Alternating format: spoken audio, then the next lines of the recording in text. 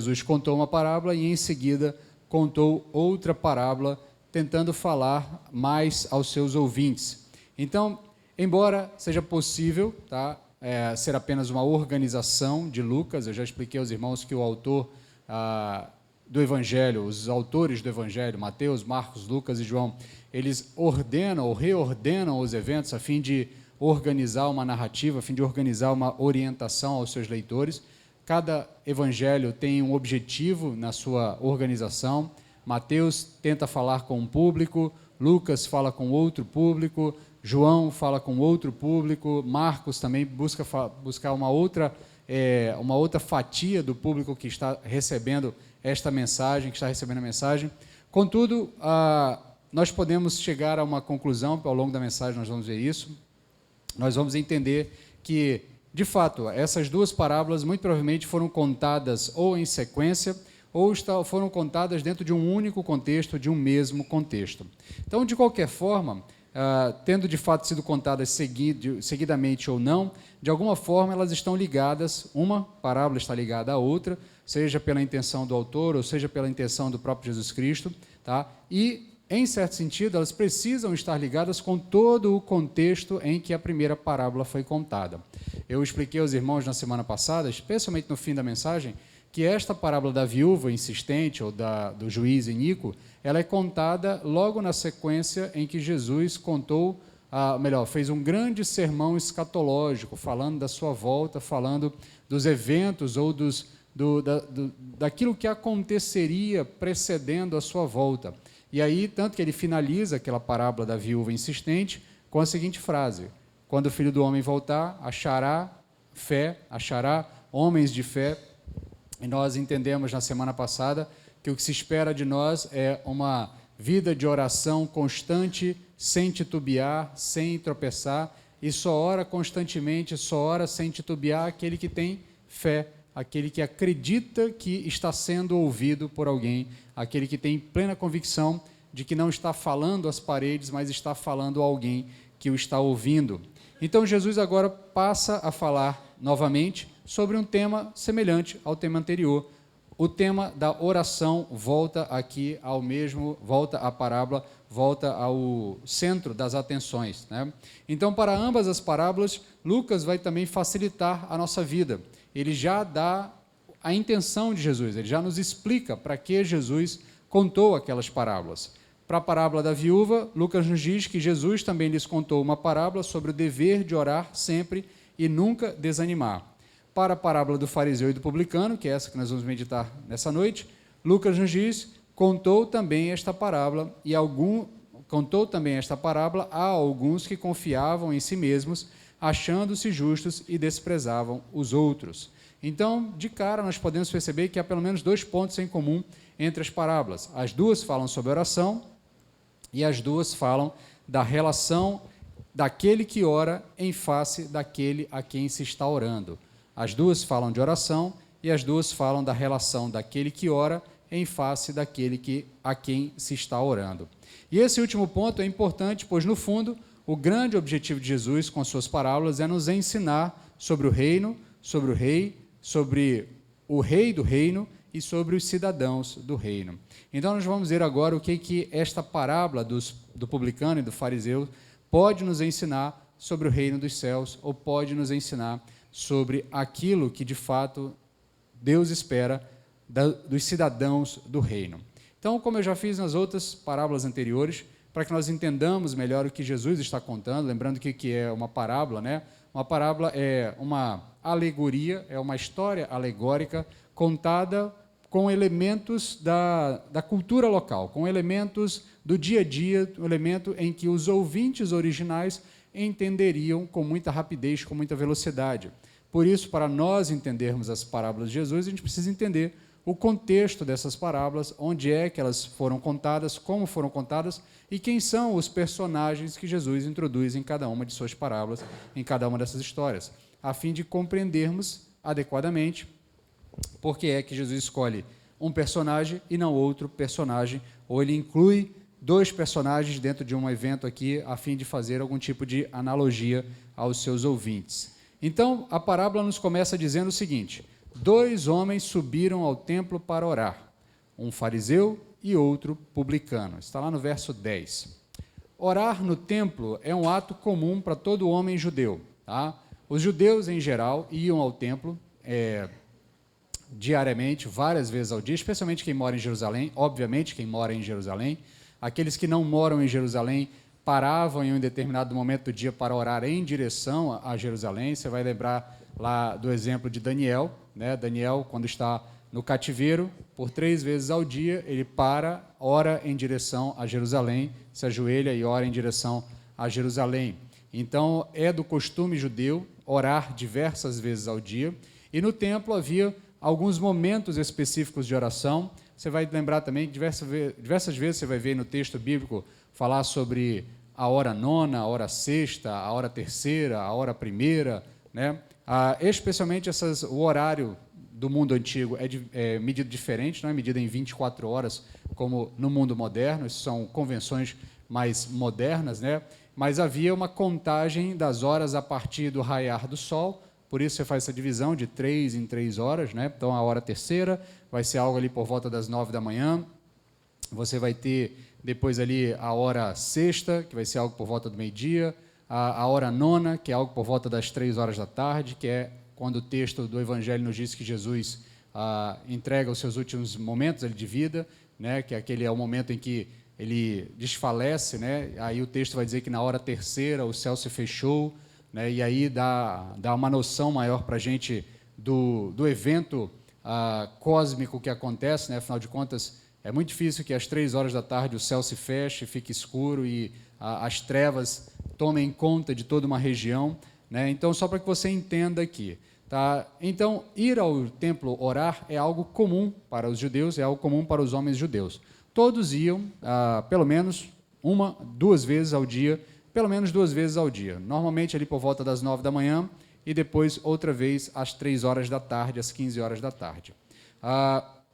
Então, um homem judeu normalmente compareceria pelo menos 2 vezes ao templo para orar no sacrifício das 9 e no sacrifício das 15 horas. A cada momento desses específicos também tinham os sacrifícios específicos daquele momento. Jesus então vai estabelecer que esses personagens iam fazer algo que era comum aos ouvintes que estavam ali apreciando ou recebendo aquelas instruções de Jesus.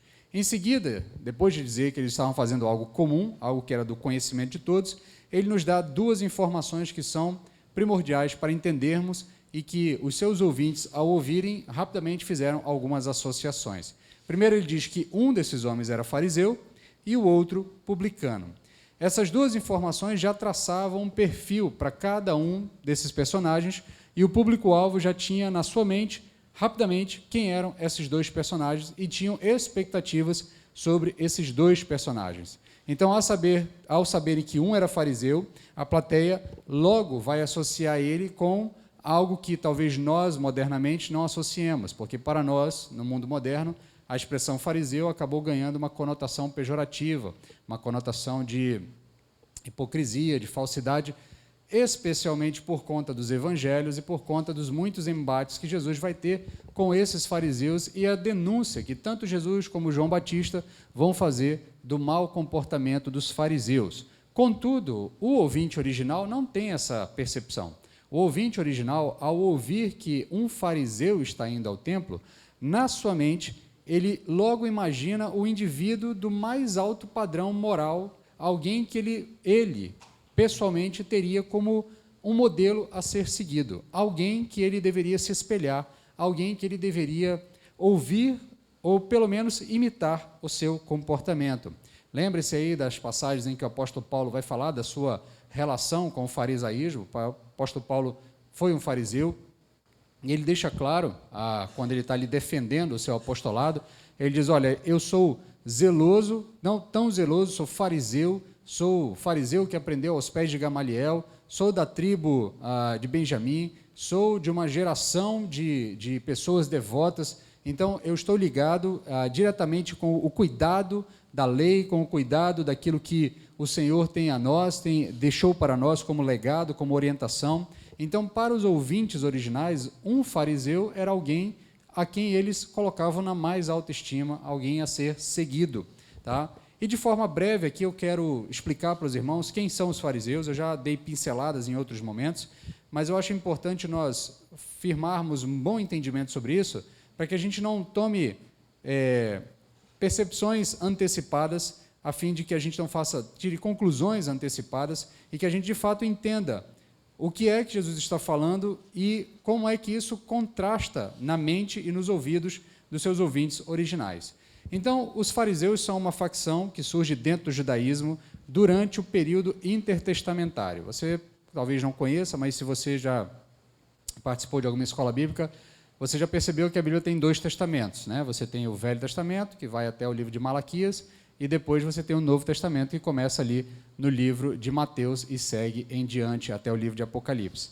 Entre o livro de Malaquias e o livro de Mateus, existe um período que nós chamamos de período intertestamentário. Alguns chamam de período do silêncio, mas há uma certa controvérsia em relação a isso.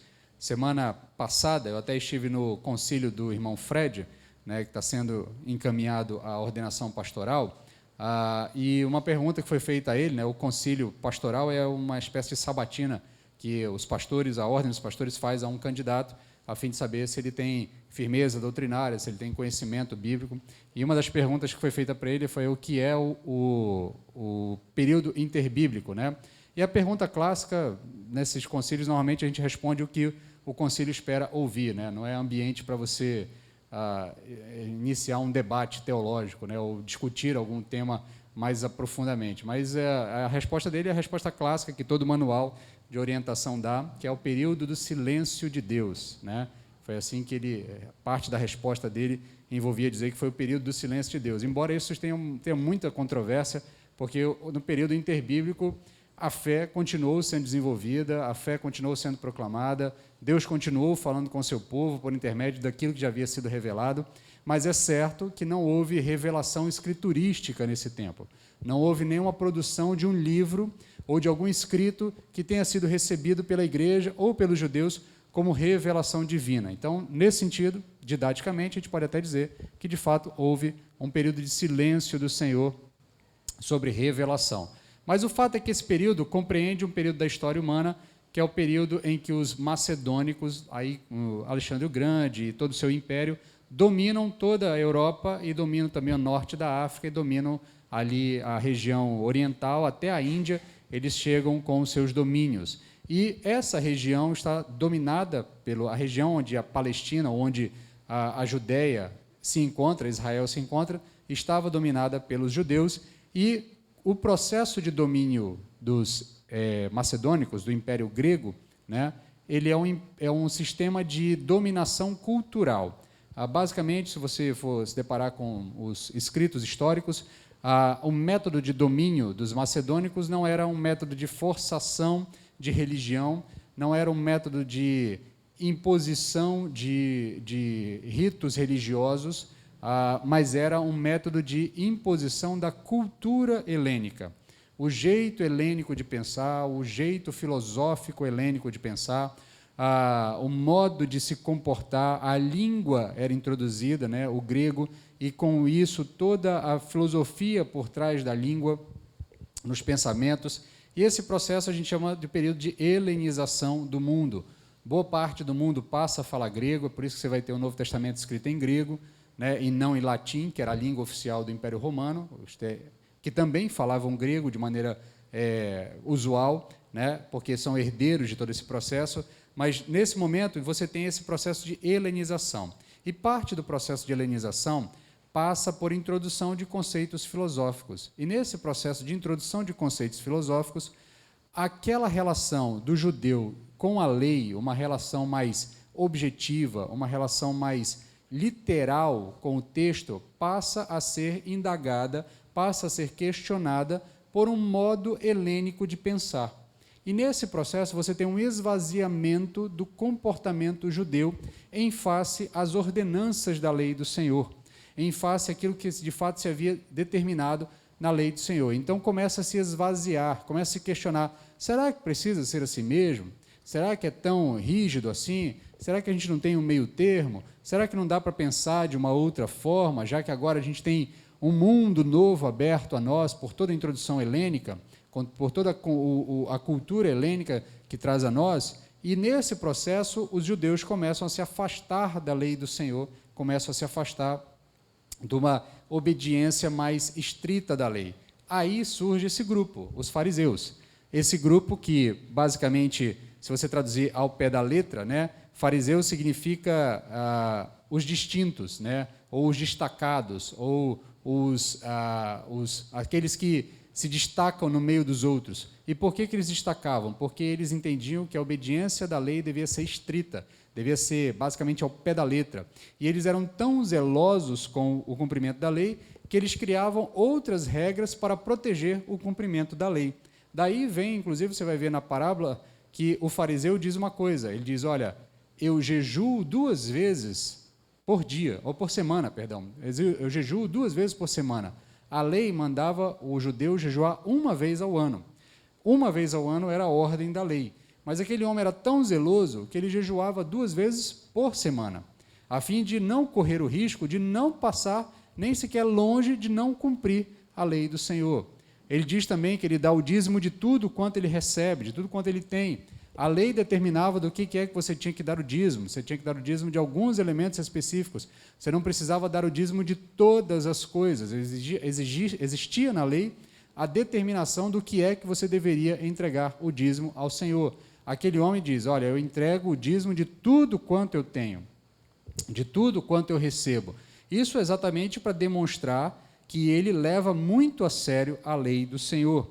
Então, nesse processo, você tem um grupo que se forma, e esse grupo ele quer proteger o cumprimento da lei, ele quer proteger a lei do Senhor, ele quer que a lei seja cumprida ao máximo, seja cumprida em todo o quesito, em todos os quesitos, e eles não só se comportam assim, ostensivamente, como demandam que os outros também se comportem dessa forma.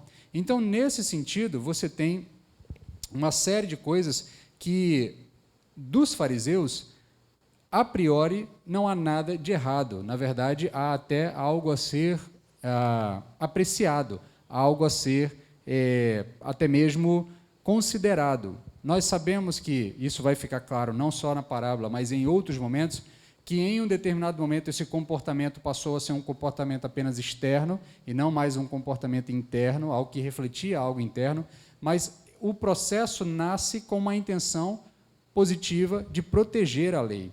E sobre essa busca por justiça que os fariseus tinham, de fazer aquilo que é o correto, fazer a vontade de Deus, nos mínimos detalhes, a gente tem talvez aqui uma primeira lição incidental, uma lição que não está exatamente no texto da palavra aqui, ou no conteúdo primordial da parábola, mas eu acho interessante para nós.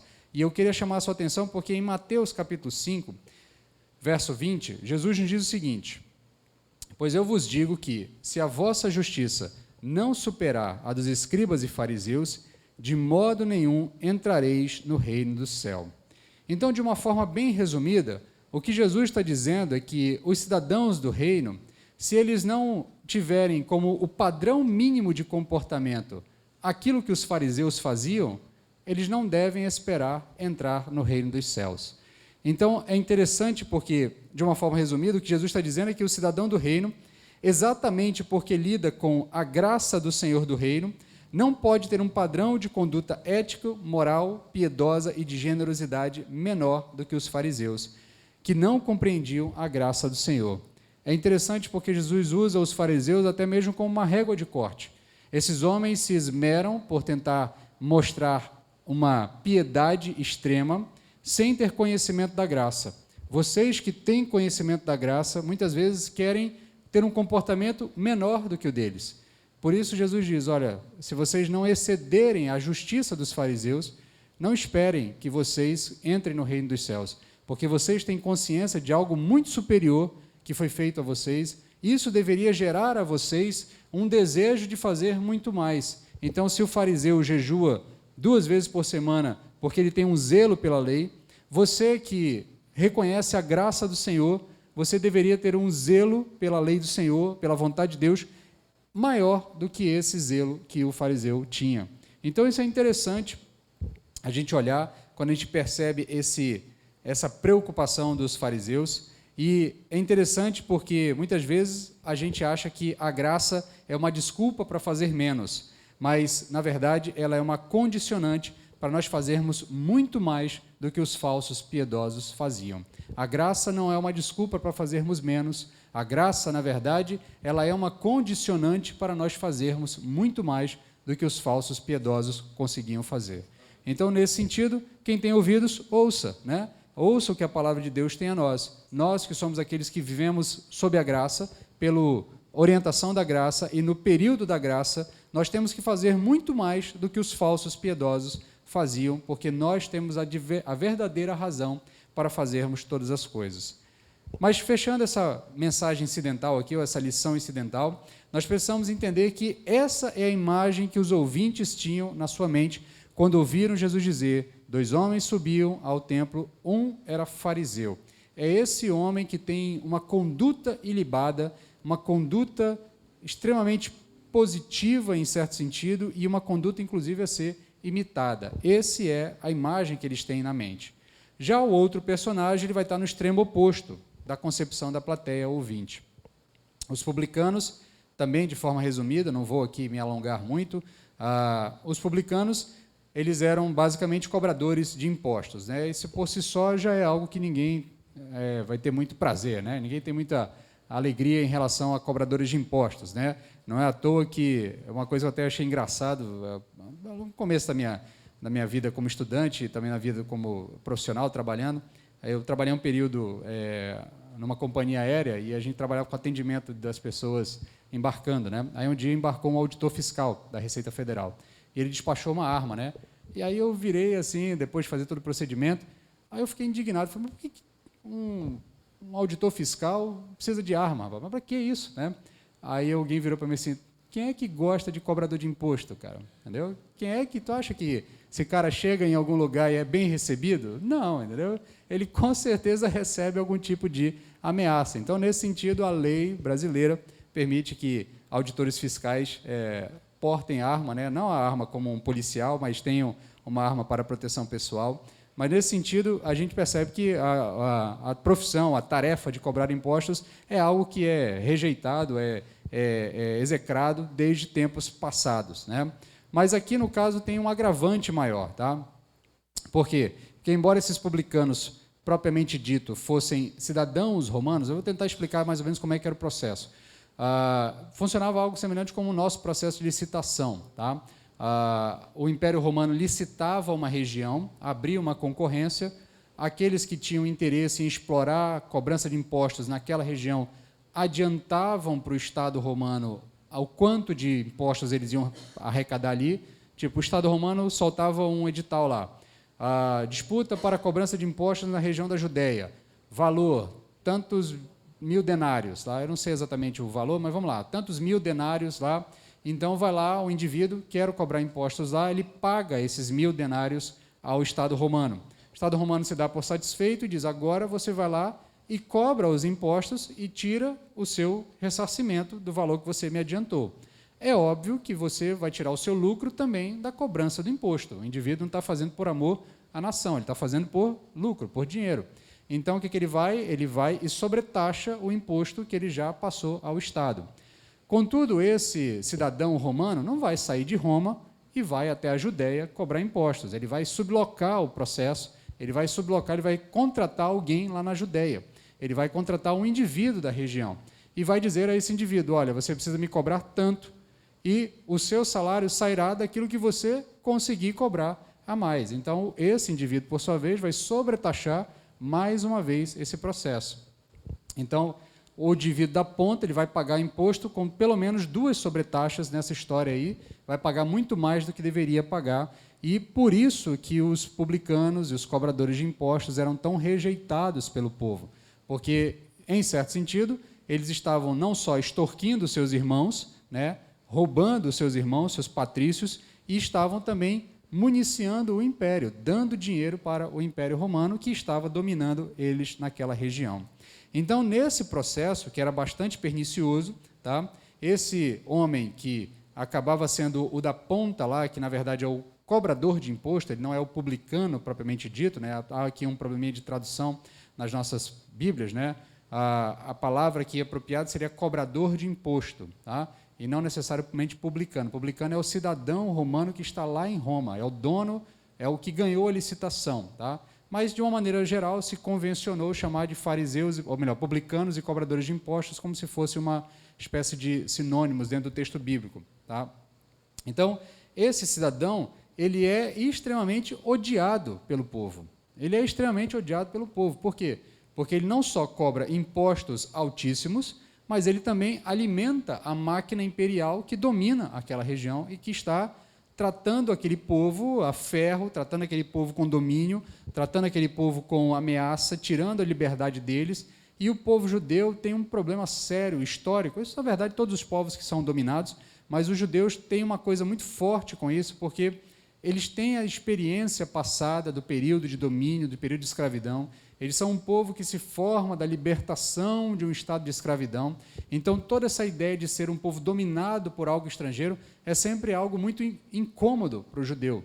E ainda ter um próprio judeu tirando dinheiro dele e mandando para o Estado romano, mandando para o Império Romano, isso gerava uma ojeriza no povo muito grande em relação a esses indivíduos. É por isso que esses homens eram simplesmente rejeitados por toda a nação. Então, a plateia, ao ouvir Jesus dizer, 2 homens subiam ao templo, um era fariseu, a plateia diz, ok, maravilha, fariseu, homem a ser seguido. Mas quando Jesus diz, e um publicano, a plateia certamente deve dizer, já começou a ter aquela sensação ruim em relação àquele homem.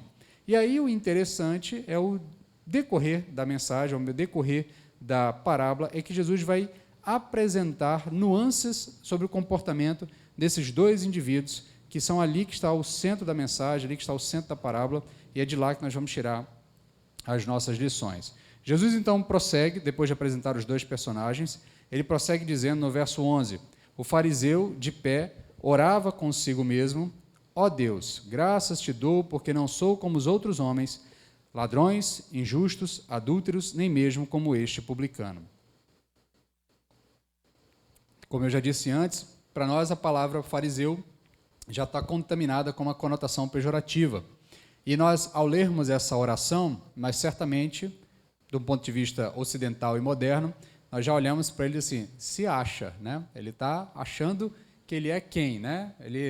A nossa sensação é que ele está ali de pé e com uma pose, com uma imponência, dizendo, ó Senhor, muito obrigado, porque eu não sou como os outros homens, né? Eu não sou como os ladrões, eu não sou como os injustos, como os adúlteros, nem mesmo como esse publicano. A gente sempre tem essa sensação, porque para nós o fariseu já é algo com uma conotação pejorativa. Contudo, a priori, se nós olharmos essa parábola e nos colocarmos na condição do ouvinte original, não há nada de reprovável nessa oração. A priori, não há nada de reprovável nessa oração. Ele diz, ó Deus, graças te dou porque não sou como os outros homens, ladrões, injustos e adúlteros. Até aqui, nada de errado. Nada de errado de dizer a Deus, olha Deus, muito obrigado, porque eu não sou alguém que rouba as outras pessoas. Eu tenho consciência de que isso está errado. Eu sou alguém que sou fiel à minha esposa, eu valorizo o casamento, eu entendo que a tua lei rejeita o divórcio, que o Senhor abomina o divórcio, como diz os profetas, como Jesus Cristo mesmo também vai dizer nos evangelhos. A priori, não há nada de errado em relação a você agradecer a Deus por não ter um comportamento pecaminoso. Não há nada de errado nisso. Na verdade, nós devemos pedir a Deus que nos ajude a não ser adúlteros, a não ser ladrões, a não ser injustos, a não ser pessoas que se comportam de maneira errada, de maneira que desagrada a Deus. E quando nós não nos comportamos dessa forma, também não há nada de errado de agradecermos a Deus. Ó Deus, muito obrigado, porque eu não sou alguém que está fazendo algo de errado, algo que te desagrada. Então não há nada de errado em agradecer a Deus por não fazer aquilo que desagrada a Ele.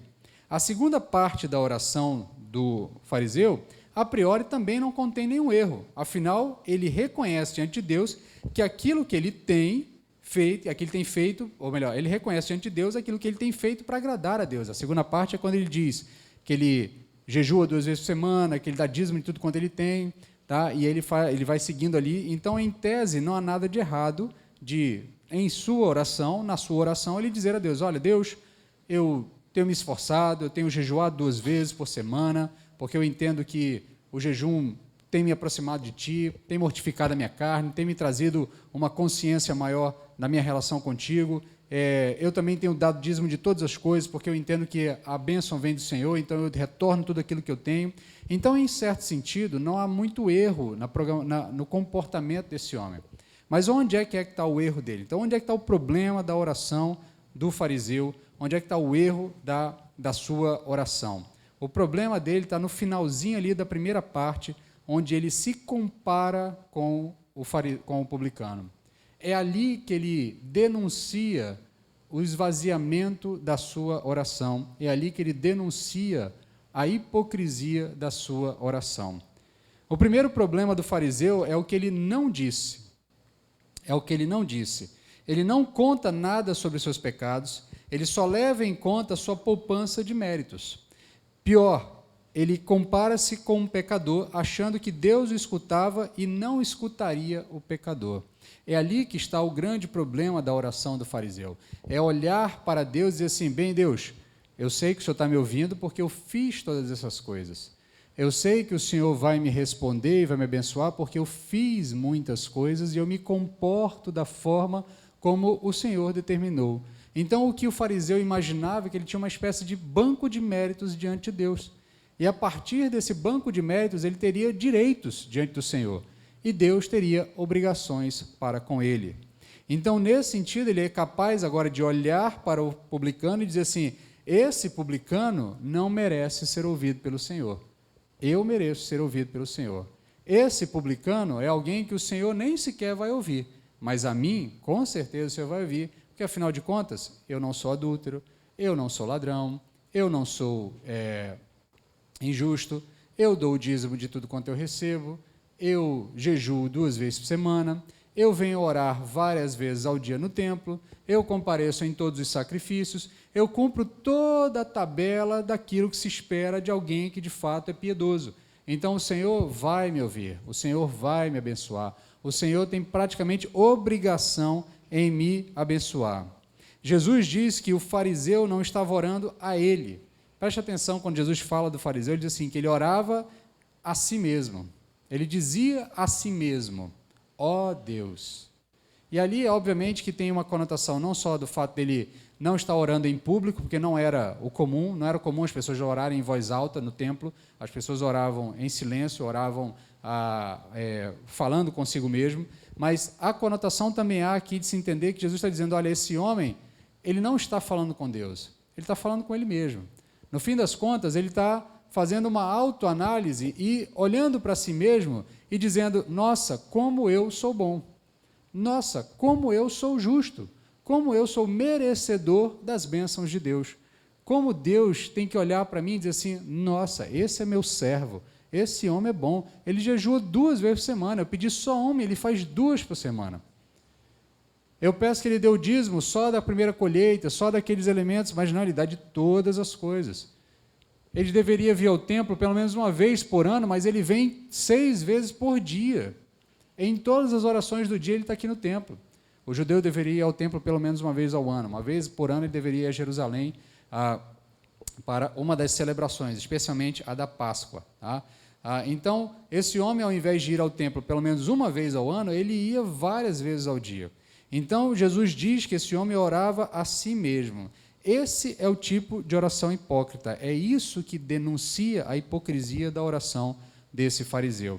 A sua oração não ia além do templo, não chegava à presença de Deus. E sabe por quê? Porque se tratava de uma oração vazia, egoísta, vaidosa, cheia de arrogância, cheia de exaltação e pedantismo religioso. Ora, nós sabemos que Deus não ouve orações feitas nós sabemos que Deus não ouve orações feitas com arrogância. O segundo problema da oração dele é exatamente esse processo de se comparar. Quando ele se compara com o publicano, toda comparação precisa ser feita de um ponto para outro ponto. Ou você compara de cima para baixo, ou você compara de baixo para cima. Toda comparação cria essa divisão. Um precisa ser melhor do que o outro, porque senão não há comparação, há apenas um emparelhamento, há apenas colocar um do lado do outro, mas uma comparação necessariamente você quer chegar à conclusão, quem é melhor? E quando ele se compara com o fariseu, o que ele está denunciando é, eu sou melhor do que o fariseu. E esse ponto, ele começa então a errar na sua caminhada, porque o texto bíblico, a lei do Senhor vai dizer que você tem que amar a Deus acima de todas as coisas e ao próximo como a si mesmo. É impossível você amar ao próximo se comparando com ele, se achando melhor do que ele. É impossível você demonstrar amor ao próximo se você olha para o próximo sempre como alguém pior do que você. É impossível você, de fato, cumprir a ordenança do Senhor de amar a Deus sobre todas as coisas e ao próximo como a si mesmo, se para você o próximo é sempre alguém pior do que você, alguém que deve ser olhado por Deus com algum tipo de ira por conta da sua condição de comportamento, o seu comportamento errado. E esse é um ponto importante e interessante, porque nos nossos dias nós vivemos tempos em que o mundo tem guinado em um processo de transformação cultural muito grande. E a tendência é que a sociedade comece a ter comportamentos cada vez mais deploráveis diante de Deus. Nós temos acompanhado toda essa discussão, não só com uma agenda liberal de comportamento, uma agenda liberal de costumes, de usos e costumes, que tem tomado conta da nossa sociedade como um todo, a sociedade ocidental como um todo, e nós, cristãos, precisamos estar sempre nos policiando para não fazer como esse fariseu e chegar ao ponto de dizer, ó Senhor, obrigado, porque eu não sou como esse povo que está indo para as festas, porque eu não sou como esse povo que está se degradando na vida, usando drogas, fazendo tipo de comportamentos, ou pessoas que estão se destruindo. Nós precisamos entender que quando nós nos comparamos com os outros, nós automaticamente assumimos um comportamento de ser melhor do que os outros. E o texto bíblico nos diz que aquele que quiser ser o primeiro, que seja o último. Aquele que quiser ser servido, que sirva. Aquele que se considera mais do que é, esse, na verdade, vai ser humilhado. É o final da parábola. Jesus diz, aqueles que se exaltam serão humilhados, mas aqueles que se humilham, esses serão exaltados. Então, no fundo, o que aquele homem queria dizer a Deus, o fariseu, é, olha só quantas coisas eu fiz e como eu sou melhor do que os outros, então não se esqueça de me abençoar. Não se esqueça de responder às minhas orações, não se esqueça de fazer a minha vontade, porque no final das contas eu já cumpri a minha parte da tarefa, que era fazer todas as coisas que o Senhor ordenou para mim. Então Jesus finaliza esse momento em que ele está falando da oração do fariseu e ele passa agora a falar da oração do publicano. E ele diz o seguinte, verso 13, mas o publicano, em pé e de longe, nem mesmo levantava os olhos aos céus, mas lamentava-se profundamente, dizendo, ó Deus, tem misericórdia de mim, um pecador. Jesus claramente está demonstrando, está descrevendo o comportamento de um homem que definitivamente sabia que estava errado. Esse homem, embora soubesse que o seu comportamento gerava algum recurso para ele, para a sua família, ele tinha consciência de que aquilo ali está envolvido em um processo pernicioso, em um processo que defraudava outras pessoas, então ele tinha consciência de que ele estava errado. Então, note que o texto diz que ele de longe, tá? Ele no templo, muito provavelmente ele está ao fim do templo, aí a gente precisa entender um pouquinho da geografia do templo ali, da arquitetura do templo, perdão. Você tem etapas, né? O templo não é igual ao nosso hoje em dia, né? Não é um salão único onde todo mundo está reunido, tá? O templo judeu ele é dividido em fases, em etapas, né? Você tem um átrio externo, né? Um pátio externo onde as mulheres ficam. Você tem um pátio antes, você tem um pátio onde os gentios ficam, pessoas de outras nações, um pátio bem afora. Aí você tem um outro pátio mais para dentro onde as mulheres ficam. Aí você tem um outro pátio onde os homens ficam. Aí você tem uma área interna onde os sacerdotes ficam oferecendo o culto propriamente dito, e você tem depois o Santo dos Santos, que é onde o sumo sacerdote vai uma vez por ano, né, entregar o sacrifício derradeiro, o sacrifício, oferecer incensos ao Senhor dentro do Santo dos Santos. Então, esse homem, provavelmente, quando o texto diz que ele está de longe, ele está no mais distante possível, a fim de que, basicamente, ninguém perceba que ele está ali. Ele tem consciência de erro, ele tem consciência de que ele tem pecados, ele tem consciência de que ele está fazendo algo de errado e que, de alguma forma, o Senhor não se agrada do seu comportamento e não se agrada daquilo que ele tem feito. Então, o texto ainda diz que ele nem sequer tinha coragem de levantar os olhos aos céus. Um judeu normalmente oraria em pé, todo judeu ora em pé. Essa imagem da pessoa orando de joelho é uma imagem mais de arrependimento, é uma imagem mais de contrição, não é o comportamento natural. O judeu normalmente oraria em pé, com os olhos olhando para cima, mãos levantadas aos céus. Basicamente, esse é o comportamento típico. Esse homem ora em pé ainda, mas de fundo, olhando para baixo, porque ele tem uma clara percepção de vergonha. Ele não está se sentindo à vontade, ele está com vergonha de Deus, porque ele sabe que tem algo errado na sua vida. E isso se expressa na sua oração. A sua oração diz: ó Deus, tem misericórdia de mim, um pecador. A sua oração é concisa, é rápida, é objetiva, ele não floreia muitas coisas, ele nem sequer explica qual é o seu pecado, a gente não sabe exatamente, a gente deduz que o seu pecado está ligado com a sua função, afinal de contas, Jesus não daria uma informação de graça, ele poderia ter dito apenas um pecador foi ao templo, mas ele diz que é um publicano, né? Então, nós deduzimos que a consciência de erro dele é a partir de algo que está envolvido ali na sua função. Então, ele se mostra lamentando profundamente pela sua condição de pecado, ele mostra que ele tem consciência de quem ele é e de quem Deus é e de qual é a sua situação diante de Deus. E, ao final, ele se reconhece um pecador. Ele sabe quem ele é diante de Deus. E nós podemos presumir que esse homem vivia uma luta contra o pecado. E aqui é interessante, eu quero dar uma outra lição incidental para todos os meus irmãos que estão começando na caminhada de fé, ou talvez você que já tenha algum tempo na caminhada de fé. Note que Jesus não diz que esse homem mudou de vida. Note que Jesus não diz que esse homem venceu os seus pecados, mas Jesus reconhece que ele voltou para casa justificado. Ele voltou para casa em paz com Deus, mas ainda assim, ao que tudo indica, o texto não diz que ele deixou de ser um publicano. Ele continuou tendo problemas, ele continuou lutando contra o pecado, ele continuou lutando contra uma vida que muitas vezes lhe prendia, ele não tinha forças ou talvez nem meios de imediatamente sair daquela situação. Talvez ele fosse ainda rever os seus conceitos, o seu comportamento, tentar mudar de vida. Há o exemplo aqui do que acontece com Zaqueu. Zaqueu, a gente conhece a história de Zaqueu, que também é um cobrador de impostos. Depois de ele ter um encontro genuíno com Jesus, ele diz então a Jesus: olha, se eu fraudei alguém, eu vou restituir essas pessoas.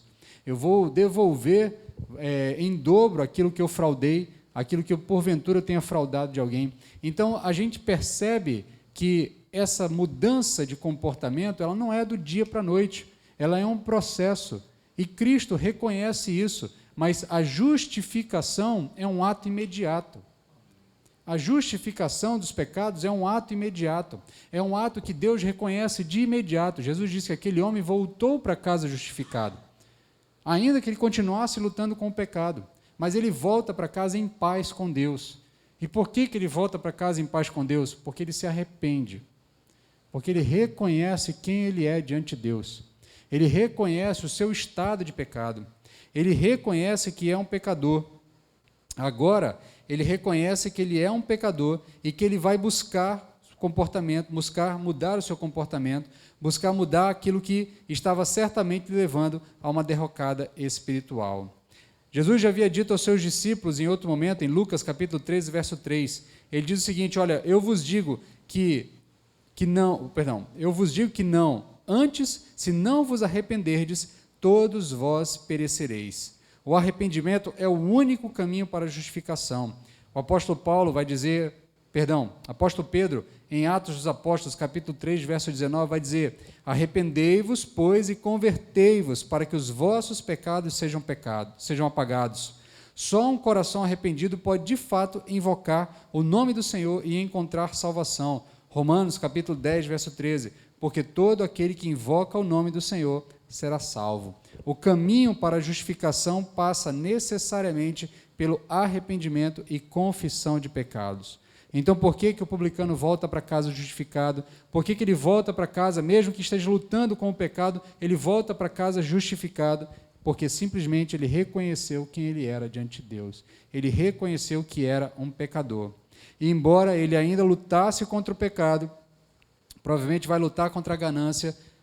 Se coloque aqui ele é um personagem fictício, mas se coloque no lugar dele. Ele tem que mudar todo um padrão de vida, talvez abrir mão de uma função que trazia conforto, não só para ele, mas toda a sua família, outras pessoas envolvidas com ele, e ele vai passar por um processo, e isso não é do dia para a noite. Então você, meu amigo, que está no processo de entrada na caminhada de fé, e muitas vezes se sente indigno, porque não consegue mudar alguns comportamentos do dia para a noite, saiba que o Senhor quer de você é arrependimento. A mudança de comportamento vem com o tempo, pela ação do Espírito Santo na sua vida. Ela não é de imediato. Você não se culpe por isso, não se sinta menor diante de Deus, não se sinta menor diante de outras pessoas, porque você ainda não conseguiu vencer algum pecado, algum vício, alguma coisa que lhe prende há anos. Esse processo é um processo de transformação, e isso vai acontecer ao longo da vida, ao longo da caminhada de fé, ao longo do que o Espírito Santo trabalhar na sua vida, mas tenha plena convicção de que você já foi justificado diante de Deus. Porque o que determina a nossa condição de justificado diante de Deus é se nós nos arrependemos de nossos pecados. É se nós reconhecemos quem nós somos e quem Deus é. E isso certamente nos levará a confessar Jesus Cristo como o único e suficiente Salvador. Romanos capítulo 5, verso 1 diz o seguinte: portanto, justificados pela fé, temos paz com Deus por meio de nosso Senhor Jesus Cristo. E note aqui que esse texto de Romanos, ele une os dois elementos das duas parábolas. Ele fala de fé e fala de justificação. A primeira parábola fala de fé, da viúva que tinha fé de que a sua oração seria respondida, e Jesus Cristo finaliza dizendo que ele espera que o povo dele tenha fé e continue orando e clamando e esperando a resposta de Deus mediante fé. E agora, na segunda parábola, ele fala de justificação pela confissão de pecados, pelo reconhecimento de quem nós somos. E esses dois elementos juntos nos levam a ter paz com Deus. Justificados, pois, pela fé, temos paz com Deus por meio de nosso Senhor Jesus Cristo. Então, note como os dois elementos, as duas parábolas agora se encontram.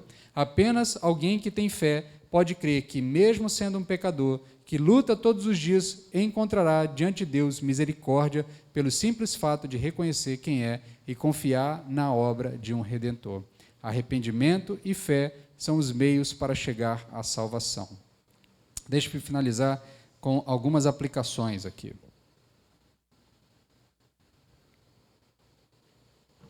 Tentar apresentar uma percepção mais de cunho prático para as nossas vidas.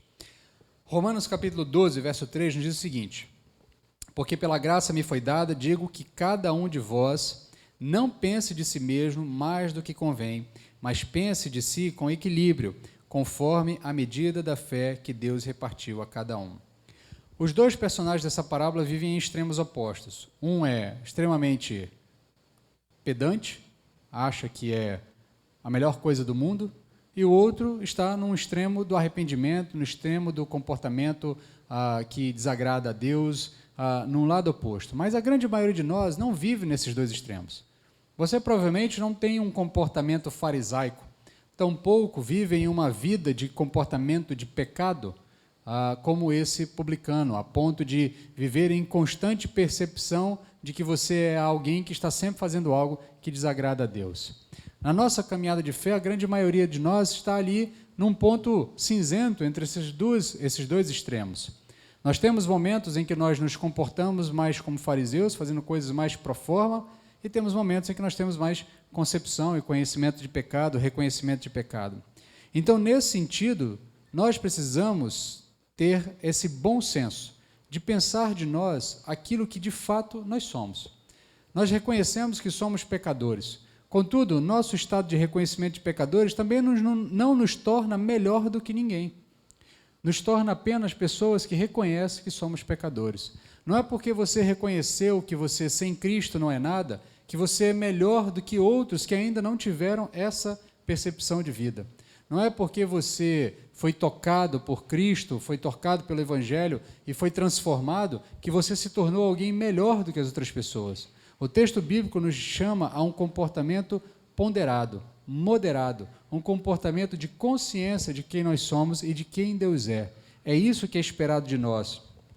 Às vezes nós temos algum tipo de oração que, no fundo, acaba também caminhando para esse lado mais hipócrita. A gente tem aquela percepção de que, se nós fizermos tudo que é certo, Deus certamente terá que responder às nossas orações, certamente terá que nos agradar, certamente terá que fazer aquilo que é melhor para nós, ou que a gente espera que seja melhor para nós, ou que a gente acha que é melhor para nós. Contudo, o desafio é entendermos que, diante de Deus, o que Ele espera de nós é que nós apenas reconheçamos quem nós somos e quem Ele é. O resto, Ele mesmo acrescentará às nossas vidas. As demais coisas, Ele mesmo acrescentará às nossas vidas. E o que nós, de fato, precisamos, Ele acrescentará às nossas vidas. E esse desafio é grande, pois, inconscientemente, nós somos tentados a fazer valer o nosso esforço diante de Deus. Eu tenho certeza que todos nós, em um determinado momento, em nossas orações, já temos pensado, nossa Deus, eu estou há tanto tempo orando, tanto tempo pedindo, tanto tempo esperando uma resposta Tua, e eu tenho feito tanta coisa para o Senhor, e ainda assim o Senhor não me responde. Ou também nós somos muitas vezes jogados ao extremo oposto. Nós oramos e as coisas não acontecem, ou às vezes a gente está esperando uma resposta e a gente começa a fazer uma autoanálise assim, mas também eu não vou à igreja, mas também eu não faço nada, mas também eu sou um publicano, quase como se eu fosse a pior coisa do mundo. Então, cada um deve pensar de si mesmo o que convém. Você tem que entender que de você Deus espera reconhecimento de pecado, reconhecimento de que você precisa de Deus. E isso não te faz melhor nem pior do que ninguém, te faz apenas alguém que reconheceu quem você é diante de Deus. É isso que Deus espera de nós. É isso que Deus espera do comportamento dos seus do reino. Porque Deus há de levantar pessoas estranhas no meio nosso, a fim de que elas também se convertam. E elas reconhecerão quem são diante de Deus. Elas reconhecerão por intermédio da ação do Espírito Santo em suas vidas. E isso não nos cabe fazer algum tipo de comparação, porque eu sou melhor do que alguém, ou porque alguém é melhor do que eu. O que nos cabe é reconhecer quem somos diante de Deus. Não basta nós termos sido salvos da condenação eterna. Nós precisamos reconhecer que o que de fato nos basta é Deus. O que de fato nos basta é Jesus Cristo. O que de fato nos basta é receber dele a porção diária da sua graça. Assim como ele diz ao apóstolo Paulo, quando o apóstolo Paulo indaga sobre um espinho na sua carne, que ele queria se livrar desse espinho, desse incômodo, nós não sabemos exatamente o que é o espinho, mas Deus responde a ele, a minha graça te basta. O arrependido, aquele que reconhece quem é diante de Deus, sabe que a graça de Deus é que basta a ele. Nós somos desafiados por essa parábola a reconhecer quem somos diante de Deus e, a partir daí, reconhecermos que o que nos basta é a graça de Deus. Que Deus aplique aos nossos corações a sua palavra, que Deus traga transformação ao nosso meio e que nós sejamos moldados à imagem e semelhança de Jesus por intermédio da mensagem que Ele trouxe aos nossos corações. Vamos orar? Senhor, nós te agradecemos, Pai, porque Tua graça tem sido derramada sobre nossas vidas, a ponto de nos ensinar a reconhecer quem somos diante de Ti. Nós pedimos que o Teu Santo Espírito continue nos moldando a nos lembrar que, diante de Ti, nós somos pecadores arrependidos que encontraram graça e misericórdia no Teu trono. Dá-nos compreensão de que isso não nos faz melhor do que ninguém, mas nos faz apenas pessoas que reconheceram quem Deus é e quem nós somos diante dEle. E que isso gere em nós um amor profundo por aqueles que ainda não tiveram essa experiência, a ponto de nós levarmos a eles a mensagem do Evangelho que é capaz de transformar suas vidas, assim como transformou a nossa. Por isso nós te pedimos, Pai, transforma-nos, molda-nos, nos traz a percepção correta de nós mesmos diante de Ti, para que a nossa caminhada de fé não seja uma caminhada titubeante, mas seja uma caminhada sempre em direção à glorificação do Teu nome. É o que te pedimos, em nome de Jesus. Amém. Amém, meus queridos. Deixe-me caminhar para o fim do culto. Temos aqui alguns avisos.